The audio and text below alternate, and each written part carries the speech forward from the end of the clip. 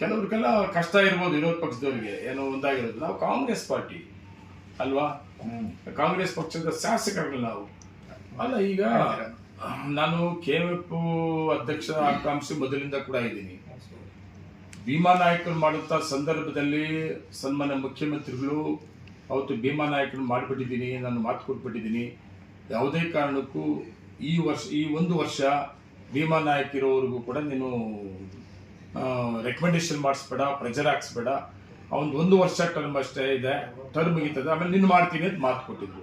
ಆದರೆ ಆ ಸಂದರ್ಭದಲ್ಲಿ DK ಶಿವಕುಮಾರ್ ಅಣ್ಣವರು, DK ಸುರೇಶ್ ಅಣ್ಣವರು ಇವರಿಬ್ಬರು ಕೂಡ ನನ್ನ ಪರ ಇದ್ದವರು.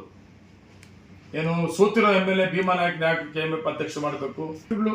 ನಮ್ಮ ಜಿಲ್ಲಾ ಮಂತ್ರಿ ಸುರೇಶ್ ಅವರು ಅವತ್ತು ಭೀಮನಿಗೆ ನಾವು ಮಾತು ಕೊಟ್ಟು ಬಿಟ್ಟಿದ್ವಿ. ಭೀಮಾ ನಾಯಕಿಗೆ ಮಾತು ಕೊಟ್ಟಿರೋ ಪ್ರಕಾರ ಬದಲಾವಣೆ ಮಾಡಕ್ಕೆ ಕಷ್ಟ ಆಗ್ತದೆ, ಇರೋದೇ 1 ವರ್ಷ ಅವ್ರ ಟರ್ಮ್ ಇದೆ, ನೀನೇನು ಸುಮ್ಮನೆ ಇರಬೇಕು ಅನ್ನೋದಕ್ಕೆ ನಾನು ಅವ್ರ ಮಾತು ಬೆಲೆ ಕೊಟ್ಟು ಸುಮ್ಮನೆ ಇದ್ದೀನಿ.